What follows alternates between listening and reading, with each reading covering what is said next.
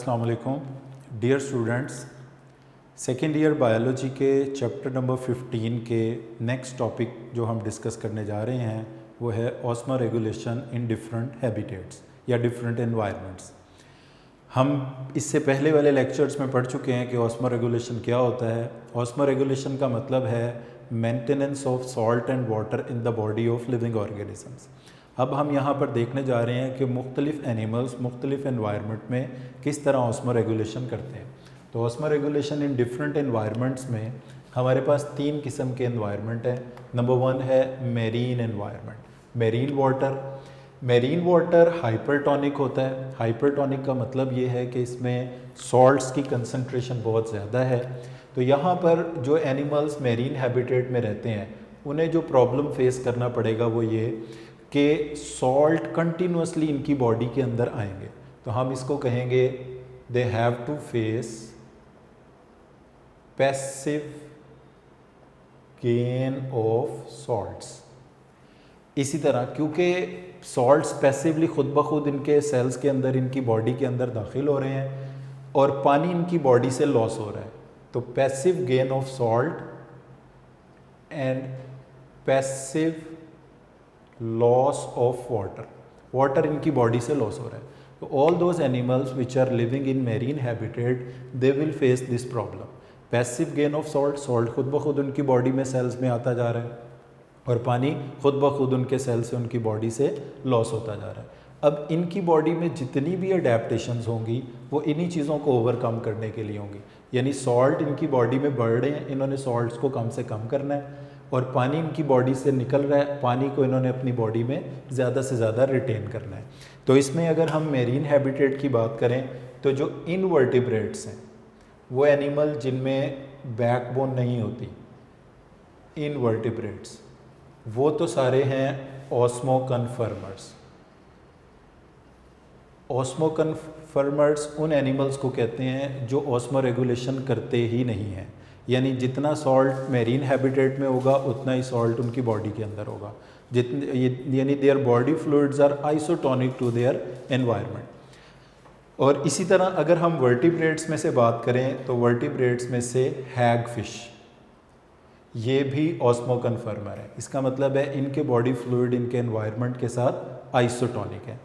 इसके अलावा जो बाकी वर्टिब्रेट्स हैं जो ऑस्मो रेगुलेशन करते हैं उनकी अगर हम बात करें तो उनमें मुख्तलिफ़ एडेप्टेशंस पाई जाती हैं जिसके ज़रिए वो सॉल्ट को अपनी बॉडी में कम करते हैं और पानी को ज़्यादा रखते हैं। उसमें नंबर 1 कार्टिलेजनस फिशेस की बात करें तो इनमें पाए जाते हैं किडनीज़ के साथ साथ इनमें गिल्स। अब इनमें क्या होता है कि ये एनिमल्स किडनीज़ के ज़रिए सॉल्ट को एक्टिव लॉस ऑफ सॉल्ट्स, ये एक्टिवली गिल्स के ज़रिए किडनीज़ के ज़रिए अपनी बॉडी से सॉल्ट्स को निकालते हैं। खुद ब खुद सॉल्ट इनकी बॉडी में आ रहे थे, एनर्जी को इस्तेमाल करके ये सॉल्ट को अपनी बॉडी से निकालते हैं। इस तरह से इनकी बॉडी में सॉल्ट कम हो जाते हैं। इसी तरह ये और इनमें कुछ अडेप्टेशंस होती हैं। They have rectal gland which is a salt excreting gland. तो ये सॉल्ट को एक्सक्रीट करने के लिए रेक्टल ग्लैंड को भी यूज़ करते हैं, इससे भी सॉल्ट इनकी बॉडी में कम हो जाते हैं। फिर इसके अलावा ये इनमें एक एडेप्टेशन पाई जाती है, दे रिटेन यूरिया को बॉडी में रिटेन करने से इनके बॉडी फ्लूइड हो जाते हैं हाइपरटोनिक। देखें, यूरिया अगर बॉडी में रहेगा तो बॉडी फ्लूइड्स हाइपरटोनिक हो जाएंगे, कंसनट्रेटेड हो जाएंगे। अगर बॉडी फ्लूइड कंसनट्रेटेड होंगे तो passive gain of salt minimum हो जाएगा, पैसिव लॉस ऑफ वाटर भी मिनिमम हो जाएगा। तो this is how they can reduce the passive gain of salt and passive loss of water from their body by retaining urea. मगर urea के harmful effect से बचाने के लिए ये अपनी बॉडी में एक और कंपाउंड को जमा करते हैं जिसको बोलते हैं tri methyl amine oxide. Trimethyl amine oxide इनमें यूरिया के हार्मफुल इफेक्ट से बचाने के लिए होता है।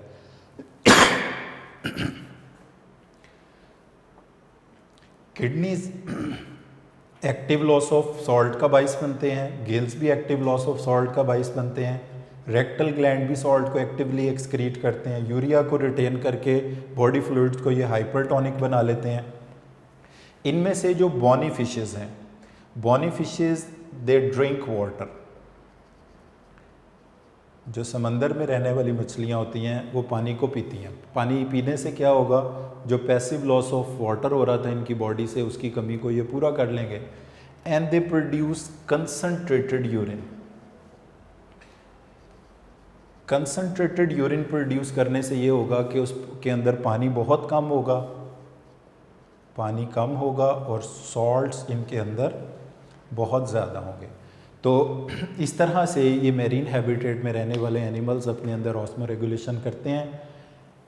फिर देख लेते हैं इसको, मेरीन हैबिटेट हाइपरटोनिक, जिसके अंदर सॉल्ट्स ज़्यादा और कंपैरेटिवली पानी कम होता है, कंसनट्रेटेड होता है। प्रॉब्लम यहाँ पे दो फेस करने पड़ सकते हैं, passive gain of salt and passive loss of water, यानी सॉल्ट इनकी बॉडी में बढ़ रहा है, पानी इनकी बॉडी में कम हो रहा है। तो इन्होंने किसी तरह अपनी बॉडी में सॉल्ट्स को कम करना है और पानी को ज़्यादा करना है।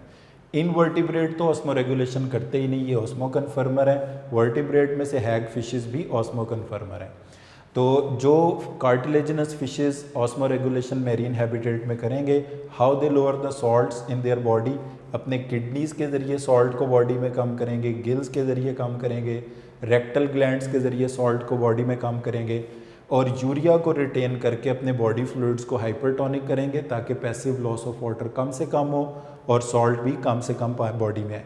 मगर यूरिया के हार्मफुल इफेक्ट से ख़ुद को बचाने के लिए ट्राईमिथाइल एमाइन ऑक्साइड को अपनी बॉडी में जमा करेंगे। बॉनी फिशेस जो कि फ्रेश वाटर के डिसेंडेंट्स हैं, ये पानी को पीते हैं ताकि पानी की कमी जो इनकी बॉडी में है वो पूरी हो जाए। मगर यूरिन कैसे पैदा करते हैं, कंसनट्रेटेड से मुराद ये है कि इसके अंदर पानी बहुत कम होता है और सॉल्ट्स इनके अंदर बहुत ज़्यादा होते हैं। इसके एग्जैक्टली अपोजिट जो हैबिटेट है वो है fresh water habitat. Fresh water habitat का एनवायरनमेंट होता है हाइपोटोनिक। हाइपोटोनिक का मतलब ये होगा कि इसमें पानी की मिकदार ज़्यादा होगी और सॉल्ट की मिकदार इसमें कम होगी। तो इस हैबिटेट में रहने वाले एनिमल्स को जो प्रॉब्लम फेस करना पड़ेगा वो है पैसिव गेन ऑफ वाटर। पानी खुद ब खुद इनके सेल्स में आ रहा है, they have to face flooding of water, पानी मुसलसल इनके सेल्स के अंदर दाखिल हो रहा है। And there is passive loss of salts इनकी बॉडी से खुद ब खुद लॉस हो रहे हैं। तो इनको जो प्रॉब्लम फेस करना पड़ रहा है वो ये कि सॉल्ट्स इनकी बॉडी में कम हो रहे हैं और पानी इनकी बॉडी में बढ़ रहा है। तो इनकी तमाम अडेप्टेशंस इसलिए होगी कि ये किसी तरह पानी को अपनी बॉडी में कम करें और सॉल्ट्स को अपनी बॉडी में ज़्यादा करें। इसके लिए वो फिशेस जो फ्रेश वाटर में रहती हैं, दे डू नॉट ड्रिंक, ये पानी पीते नहीं, क्योंकि पानी तो पहले ही इनकी बॉडी में ज़्यादा है। फिर सॉल्ट की कमी को पूरा करने के लिए ये क्या करते हैं, they prefer salt containing food.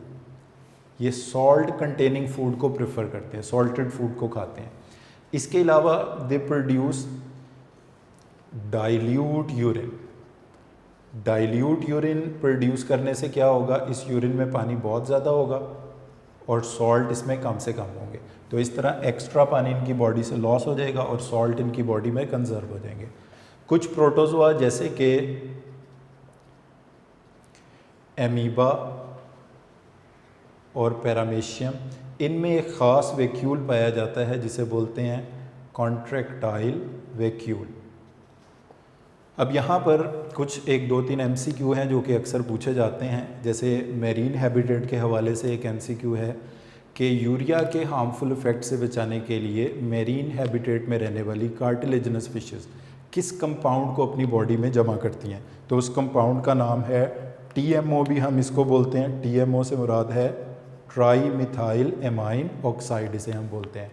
तो इसको जमा करते हैं। इसके अलावा एक शॉर्ट क्वेश्चन यहाँ पे पूछा जाता है कि मेरीन फिशेस और फ्रेश वाटर की फ़िशेस में फ़र्क करें। तो उसके जो मेन पॉइंट्स हैं वो ये 3 हैं।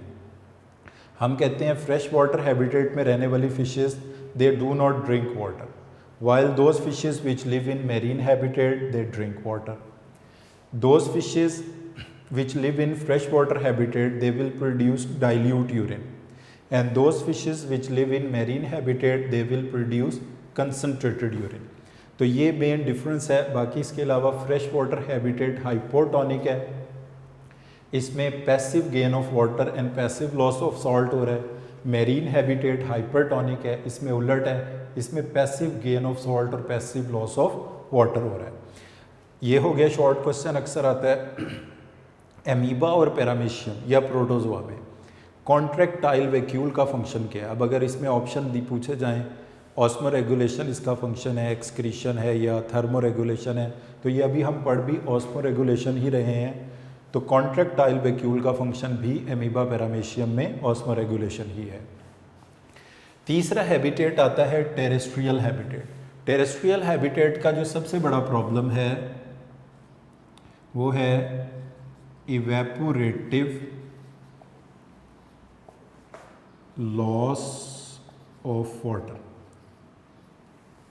इवेपोरेटिव लॉस ऑफ वाटर, यहाँ से पानी इवेपोरेट होता है, इनकी सरफेस से वेपर बन के पानी इवेपोरेट होता है, और पानी के इवेपोरेट होने से जब इनकी बॉडी में पानी की कमी हो जाती है तो इसके नतीजे में डेवलप होती है डिहाइड्रेशन।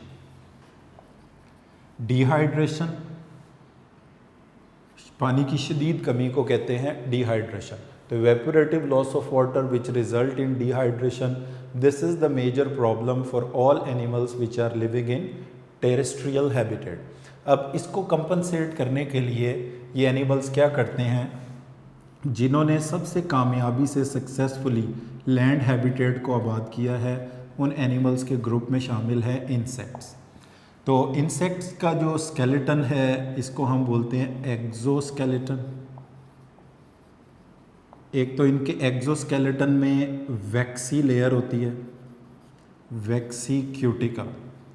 ये वैक्सी क्यूटिकल किस लिए होती है, ताकि इवेपोरेटिव लॉस ऑफ वाटर को कम से कम करें।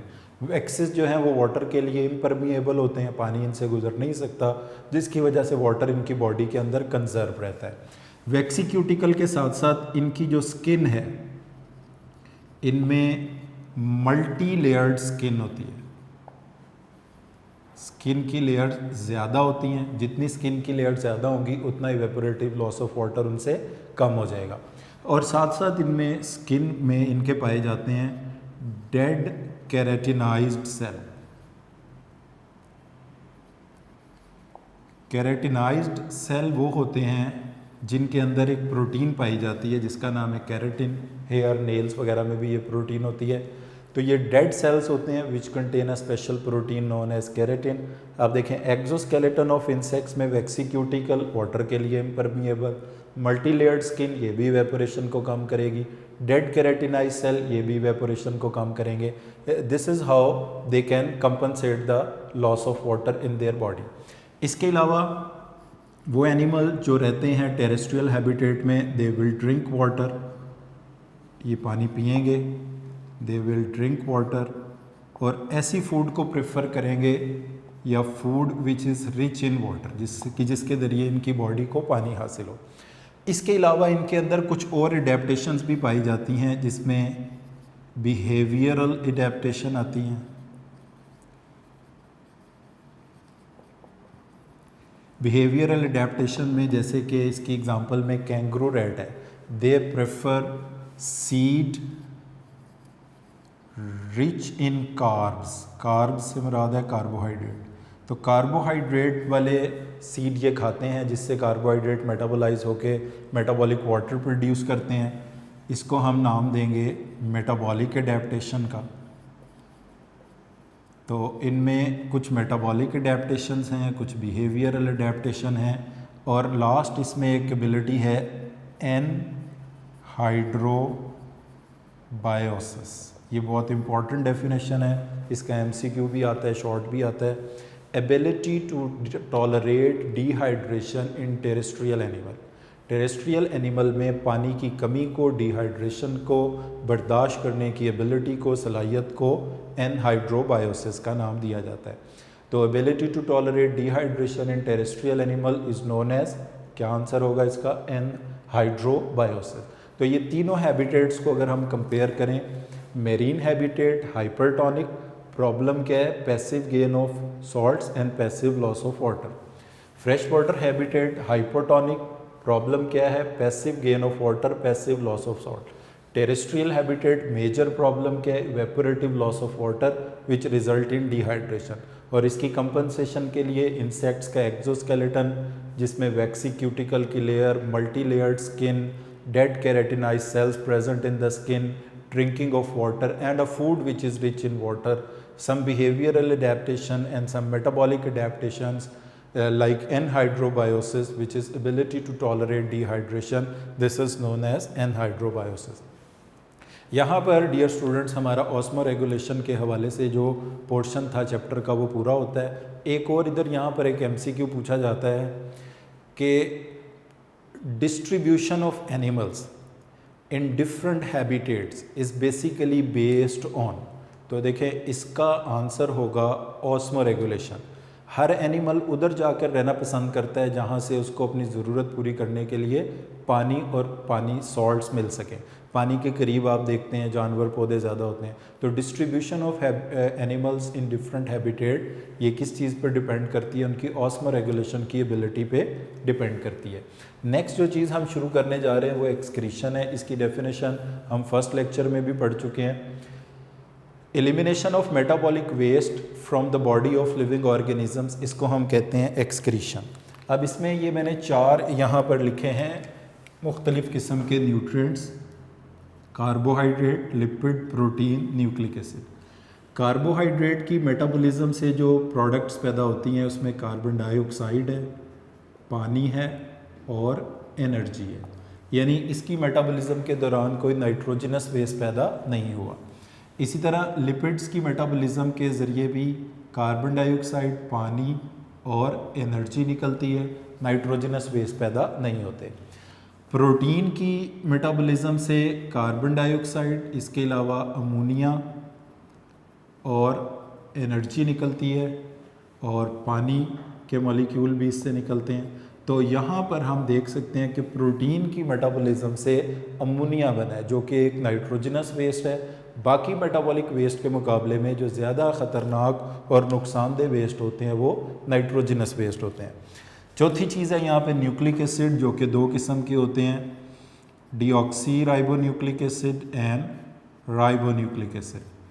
Deoxy ribonucleic acid, ribonucleic acid, इनकी मेटाबॉलिज्म से भी कार्बन डाइऑक्साइड, अमोनिया, पानी और एनर्जी निकल सकती है। इसका मतलब इनसे भी क्या बन रहे हैं, नाइट्रोजनस वेस्ट। वैसे तो किसी भी मेटाबॉलिक वेस्ट के बॉडी से एलिमिनेट होने को हम कहते हैं एक्सक्रीशन, मगर यहाँ पर ख़ास तौर पर जो वेस्ट काबिल ज़िक्र होते हैं वो नाइट्रोजनस वेस्ट हैं जो कि प्रोटीन और न्यूक्लिक एसिड, RNA, DNA की मेटाबॉलिज्म से पैदा होते हैं। तो एक्सक्रीशन के लिए हम इन्हीं चीज़ों के बारे में पढ़ेंगे कि अगर कार्बन डाइऑक्साइड बॉडी में ज़रूरत से ज़्यादा है, इसकी एलिमिनेशन भी एक्सक्रीशन है, अमोनिया ज़्यादा है, यूरिया ज़्यादा है, यूरिक एसिड ज़्यादा है। तो नेक्स्ट अभी हम जो डिस्कस करने जा रहे हैं वो है excretion in plants. Next topic जो अब हम इस चैप्टर से डिस्कस करेंगे वो है एक्सक्रीशन इन प्लांट, जो कि बोर्ड में लॉन्ग क्वेश्चन के तौर पर भी प्रीवियस ईयर्स में आ चुका है। Dear students, next very important topic है इस चैप्टर से एक्सक्रीशन इन प्लांट्स का। जैसे अभी आपको पहले भी बताया कि ये टॉपिक बोर्ड के पेपर्स में, पास्ट पेपर्स में भी आ चुका है लॉन्ग क्वेश्चन के तौर पे, एक्सक्रीशन इन प्लांट्स का। ऑल्दो के एक्सक्रीशन का उतना क्रिटिकल मैकेनिज़्म प्लांट में नहीं होता जितना एनिमल में होता है, और वैसे भी जितने एनिमल को क्रिटिकल एक्सक्रीशन की ज़रूरत है प्लांट्स को नहीं होती। तो प्लांट्स में एक्सक्रीटरी प्रोडक्ट की नेचर के एतबार से अगर हम बात करें तो हम इसकी ये 7 कैटेगरीज बना सकते हैं। नंबर 1 पर आता है इसमें कार्बन डाइऑक्साइड। हमें पता है कार्बन डाइऑक्साइड प्रोडक्ट है रेस्पायरेशन की, और रेस्पायरेशन प्लांट कब करते हैं, रेस्पायरेशन प्लांट्स करते हैं 24/7, यानी इसका मतलब है कि दिन रात हर वक्त रेस्पायरेशन का प्रोसेस होता है। जब कार्बोहाइड्रेट रेस्पायरेशन के दौरान मेटाबोलाइज होते हैं तो कार्बन डाइऑक्साइड बनती है, पानी बनता है, एनर्जी बनती है। अब इसमें अगर हम बात करें कार्बन डाइऑक्साइड पौधे कब एलिमिनेट करते हैं, तो कार्बन डाइऑक्साइड प्लांट एलिमिनेट करते हैं ड्यूरिंग द नाइट टाइम। मगर यहाँ एक बात अच्छी तरह याद रख लें, कि अगर आपसे ये कहा जाए कि प्लांट्स रात में कौन सी गैस खारिज करते हैं, तो हम कहेंगे कार्बन डाइऑक्साइड खारिज करते हैं। और ये किस प्रोसेस के नतीजे में पैदा हो रही होती है कार्बन डाइऑक्साइड? ये रिस्पायरेशन के नतीजे में पैदा हो रही होती है। जबकि अगर हमसे ये पूछा जाए कि रेस्पिरेशन प्लांट कब करते हैं, दिन में, रात में या हर वक्त, तो वो ये डे एंड नाइट करते हैं। मगर कार्बन डाइऑक्साइड एलिमिनेट सिर्फ कब होती है? रात के वक्त में। और जिस स्ट्रक्चर के ज़रिए ये कार्बन डाइऑक्साइड एलिमिनेट होती है उसका नाम है स्टोमेटा। ज़्यादातर कार्बन डाइऑक्साइड के मॉलिक्यूल स्टोमेटा के ज़रिए एलिमिनेट होते हैं। फिर दूसरी चीज़ वो है ऑक्सीजन। प्लांट ऑक्सीजन भी प्रोड्यूस करते हैं। और ऑक्सीजन किस प्रोसेस की प्रोडक्ट है? ऑक्सीजन प्रोडक्ट है फोटोसिंथेसिस की। प्लांट फोटोसिंथेसिस के दौरान ऑक्सीजन गैस पैदा करते हैं। और फोटोसिंथेसिस का प्रोसेस सिर्फ और सिर्फ लाइट की मौजूदगी में होता है, यानी दिन में होता है। तो प्लांट दिन में कौन सी गैस एलिमिनेट कर रहे हैं? ऑक्सीजन। रात में कौन सी एलिमिनेट कर रहे हैं? Carbon dioxide. अगेन ऑक्सीजन की भी एलिमिनेशन किसके ज़रिए होगी? स्टोमेटा के ज़रिए होगी। अब यहाँ पर एक बात याद रख लें कि फोटोसिंथेसिस सिर्फ दिन के वक्त होता है, रेस्पिरेशन दिन रात हर वक्त होता है। मगर रेस्पिरेशन में जो कार्बन डाइऑक्साइड दिन के टाइम पैदा होती है वो सारी फोटोसिंथेसिस में यूज़ हो जाती है। इसलिए दिन में पौधे कार्बन डाइऑक्साइड रिलीज़ नहीं करते। रात में क्योंकि फोटोसिंथेसिस नहीं होता, सिर्फ रेस्पिरेशन का प्रोसेस होता है, जब पत्ते में कार्बन डाइऑक्साइड का लेवल बढ़ता है तो रात में पौधे कार्बन डाइऑक्साइड गैस एलिमिनेट करते हैं। तीसरी चीज़ आती है पानी। पानी को प्लांट्स एलिमिनेट जिस प्रोसेस के ज़रिए करते हैं इसको बोलते हैं transpiration, evaporative loss of water from the surface of the plant. इसको हम नाम देंगे ट्रांसपायरेशन का। और मेनली ये भी किसके ज़रिए होती है? स्टोमेटा के ज़रिए। अब देखें, कार्बन डाइऑक्साइड स्टोमेटा के ज़रिए, ऑक्सीजन स्टोमेटा के ज़रिए, पानी भी मेनली स्टोमेटा के ज़रिए। अब पानी कौन से प्रोसेस के दौरान पैदा होता है? पानी प्रोड्यूस होता है रेस्पिरेशन में भी और फोटोसिंथेसिस में भी। पानी फोटोसिंथेसिस की भी प्रोडक्ट है और पानी रेस्पिरेशन की भी प्रोडक्ट है। तो जब कार्बन डाइऑक्साइड का लेवल बढ़ेगा यानी कि रात में, तो plant will eliminate carbon dioxide into the external surrounding. दिन में पत्ते में ऑक्सीजन का लेवल बढ़ेगा, जब फोटोसिंथेसिस ज़्यादा हो रही है स्टोमेटा के ज़रिए ऑक्सीजन एलिमिनेट करेंगे। और पानी स्टोमेटा के ज़रिए ट्रांसपायरेशन के दौरान एलिमिनेट होगा। पानी रेस्पिरेशन की भी प्रोडक्ट है, फोटोसिंथेसिस की भी प्रोडक्ट है, और मुख्तलिफ फैक्टर्स हैं जिनके ऊपर ये रेस्पिरेशन ट्रांसपायरेशन डिपेंड करता है। बेसिकली तमाम वो फैक्टर जो स्टोमेटा को ओपन करते हैं वो ट्रांसपायरेशन को ज़्यादा करते हैं, जो स्टोमेटा को बंद करते हैं वो ट्रांसपायरेशन को भी कम करते हैं। नेक्स्ट उसके बाद ये जो अब हम पढ़ने जा रहे हैं तीन चीज़ें, इनके लिए हम एक लफ्ज़ यूज़ करते हैं एक्सक्रीशन बाय स्टोरेज। अब यहाँ पर अगर आप देखें, एक्सक्रीशन का मतलब तो है elimination of waste metabolites from the body, मगर यहाँ पर हम लिख रहे हैं एक्सक्रीशन बाय स्टोरेज। इसका मतलब है जो चीज़ स्टोर हो गई वो बॉडी से एलिमिनेट तो नहीं हुई। तो प्लांट ने एक्सक्रीशन के लिए एक स्ट्रेटजी ये बनाई है कि कुछ चीज़ों को वो अपने कुछ सर्टन पार्ट्स के अंदर जमा कर लेते हैं। उन सर्टन पार्ट्स में जमा होने का फ़ायदा ये होता है कि बाकी प्लांट के डिफरेंट पार्ट्स में जो मेटाबॉलिक प्रोसेसेस चल रहे हैं उनको उस मेटाबॉलिक वेस्ट से नुकसान नहीं होता, मगर वो मेटाबॉलिक वेस्ट रहता बॉडी में ही है स्टोर्ड फॉर्म के अंदर, मगर बाकी पार्ट्स में उसके प्रेजेंस से कोई हार्मफुल इफेक्ट नहीं होते। तो इसको एक टर्म से डिस्क्राइब किया जाता है जिसे बोलते हैं एक्सक्रीशन बाय स्टोरेज। तो एक्सक्रीशन बाय स्टोरेज के लिए जो पहली ऑर्गेनल इसमें यूज़ होती है वो इनके वैक्यूल। तो प्लांट्स में क्या होता है कि प्लांट के सेल में जितने भी वेस्ट मेटाबोलाइट पैदा होते हैं प्लांट उनको अपने वैक्यूल में जमा करते जाते हैं। अब वैक्यूल की मेम्ब्रेन के अंदर इस तरह से, ये वैक्यूल की मेम्ब्रेन को हम बोलते हैं टोनोप्लास्ट। तो वैक्यूल की मेम्ब्रेन के अंदर जितने टॉक्सिक मटेरियल जमा हो रहे हैं ये बाकी साइटोप्लाज्म से सेपरेट हो गए हैं। तो इन टॉक्सिक मटेरियल की प्रेजेंस का बाकी सेल के ऊपर कोई हार्मफुल इफेक्ट नहीं होगा, they will retain only inside the vacuole. तो this is just like excretion by storage, यानी एक ख़ास पार्ट में उस मॉलिक्यूल को जमा करके बाकी पार्ट में होने वाले हार्मफुल इफेक्ट से उसको बचा लिया गया।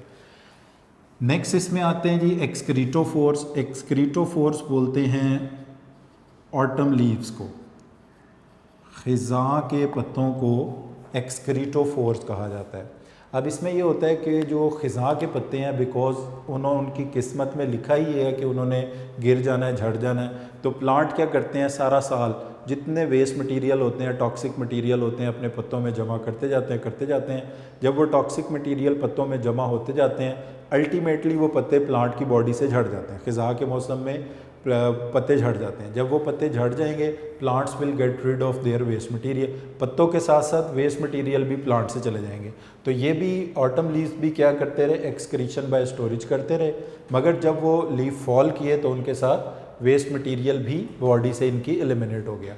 यहाँ पर एक बात याद रख लें, ऑटम लीव्स का कलर होता है येलो। अक्सर ये पूछा जाता है कि ऑटम लीव्स का कलर येलो क्यों होता है, क्या उनमें क्लोरोफिल नहीं होता? तो ऐसा नहीं है। ऑटम लीव्स का जो येलो कलर होता है वो टॉक्सिन्स के जमा होने की वजह से होता है, क्लोरोफिल के एब्सेंट होने की वजह से नहीं होता। तो the colour of autumn leaves is yellow due to the presence of toxins, not due to the lack of chlorophyll. इसके बाद आता है, आप किसी बड़े दरख्त को देखें तो उसकी जो तने को काट के देखें, उसमें इस तरह से रिंग्स बने हुए नज़र आते हैं। इन रिंग्स को हम ग्रोथ रिंग, एनुअल रिंग बोलते हैं। सेंटर में जो वुड का पार्ट होता है वो कंपैरेटिवली डार्क इन कलर होता है।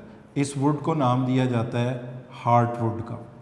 और जो पेरीफ्री में लाइट कलर की वुड होती है, इसको कहा जाता है सैप वुड। तो हार्ट वुड का कलर डार्क क्यों होता है? हार्ट वुड का डार्क कलर इसलिए होता है क्योंकि इसके अंदर वेस्ट या टॉक्सिक मटेरियल, टॉक्सिन्स जमा किए जाते हैं। तो प्लांट्स के पास जितने टॉक्सिक मटेरियल होते हैं वो अपने सेंटर वाली वुड के अंदर जमा करते जाते हैं, जिसकी वजह से इसका कलर भी डार्क हो जाता है और इसको हम बोलते हैं हार्ट वुड, इसको नाम देते हैं। और ये वो पोर्शन होता है जाइलम या वुड का जो कि इनएक्टिव होता है, ये बिल्कुल कंडक्शन में किसी चीज़ की इन्वॉल्व नहीं होता।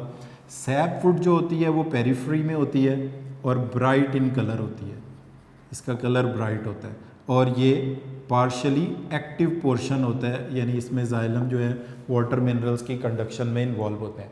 तो इसमें ये जो सेंट्रल ब्लैक कलर की वुड होती है इसको कहा जाता है एबोनी। जो इसमें शीशम की लकड़ी है जिसमें जो उसका डार्क कलर होता है, ब्लैक कलर होता है हार्टवुड का, वो टॉक्सिक मटेरियल के जमा होने से होता है। अब देखें, ये भी one of the way of क्या है, एक्सक्रीशन बाय स्टोरेज, यानी कि वो टॉक्सिक मटेरियल तो सिर्फ हार्डवुड में होंगे, बाकी प्लांट्स के पार्ट में नहीं होंगे। इससे क्या होगा, बाकी प्लांट के पार्ट उन वेस्ट मटेरियल के हार्मफुल इफेक्ट से बचे रहेंगे। और ये जो ebony central dark ebony black would होती है, it is considered very good would for making furniture. उसकी वजह ये है कि इसको दीमक नहीं लगता, टर्माइट इसको नहीं खाएगा। उसकी वजह अब आप समझ सकते हैं कि इस हार्डवुड का डार्क कलर टॉक्सिन्स की वजह से, और दीमक जो है वो टर्माइट जो है वो टॉक्सिन्स तो नहीं खाएगा, तो इसलिए ये लॉन्ग लास्टिंग फर्नीचर इस वुड से बन सकते हैं। ये भी एक्सक्रीशन बाय स्टोरेज में आता है।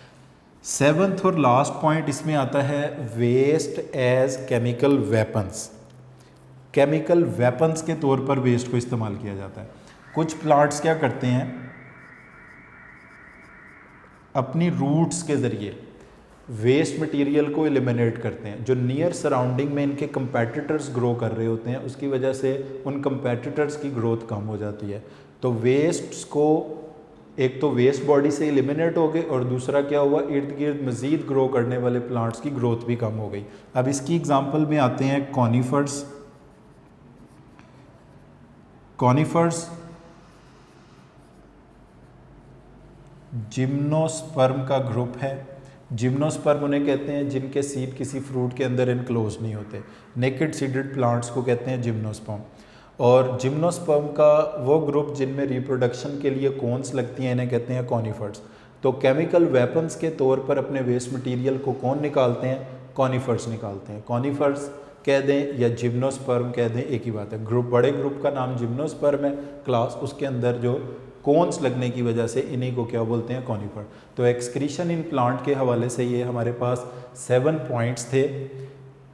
कार्बन डाइऑक्साइड रात के वक्त में एलिमिनेट होगी, रिस्पायरेशन की प्रोडक्ट है, स्टोमेटा के ज़रिए एलिमिनेट होगी। ऑक्सीजन फोटोसिंथेसिस की प्रोडक्ट है, दिन के टाइम में एलिमिनेट होगी, स्टोमेटा के ज़रिए। वाटर ट्रांसपायरेशन के ज़रिए एलिमिनेट होता है, स्टोमेटा के ज़रिए। रिस्पायरेशन फोटोसिंथेसिस दोनों की प्रोडक्ट है, दिन रात दोनों में एलिमिनेट हो सकता है, मगर दिन में इसकी एलिमिनेशन ज़्यादा होती है। वैक्यूल, ऑटम लीव्स जिनको एक्सक्रीटोफोर भी कहते हैं, और हार्डवुड एबोनी, ये करवाते हैं एक्सक्रीशन बाय स्टोरेज के लिए होते हैं। और waste as chemical weapons to reduce the growth of the competitors, साथ साथ वेस्ट भी बॉडी से एलिमिनेट हो रहे हैं। इसकी एग्जांपल में आते हैं जिम्नोस्पर्म। तो डियर स्टूडेंट्स, ये हमारे पास ऑस्मो एक्सक्रीशन इन प्लांट्स का टॉपिक था। नेक्स्ट अब हम इस चैप्टर में एक्सक्रीशन इन एनिमल्स के बारे में पढ़ेंगे। Dear students, excretion in plants के बाद जो हमारे पास टॉपिक आता है वो है एक्सक्रीशन इन एनिमल्स का।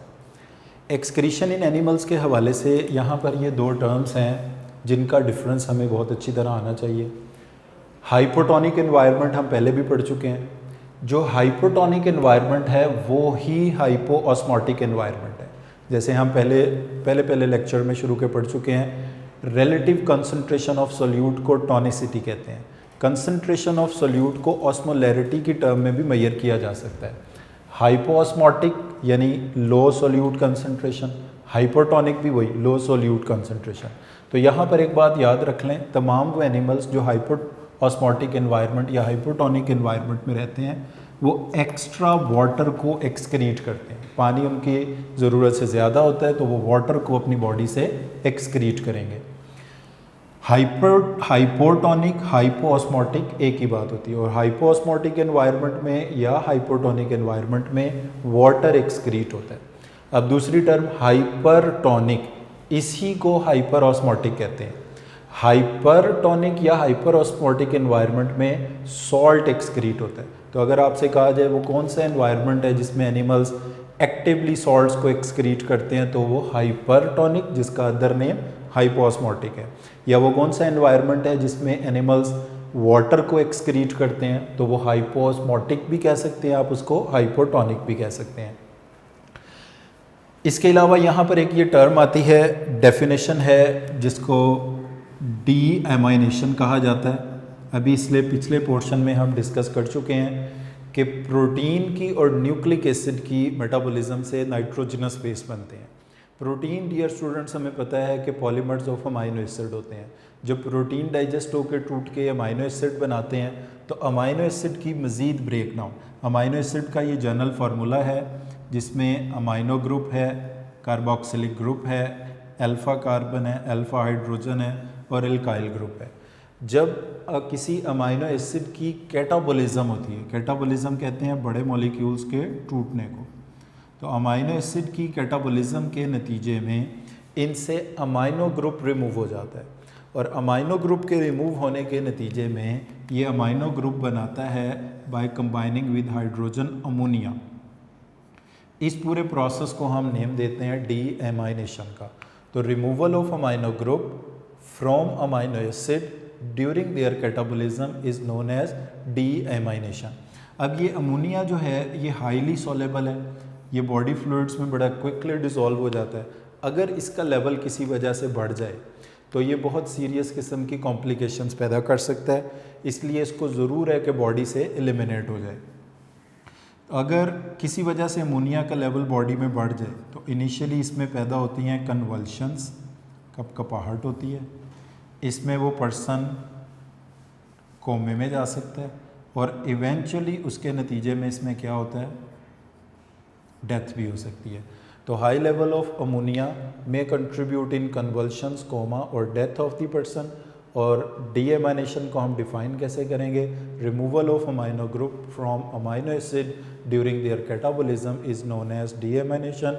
Deamination result in formation of ammonia, elevated level of ammonia may cause convulsions, coma और death of the individual.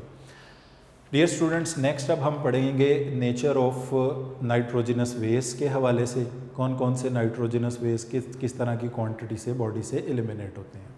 Thank you.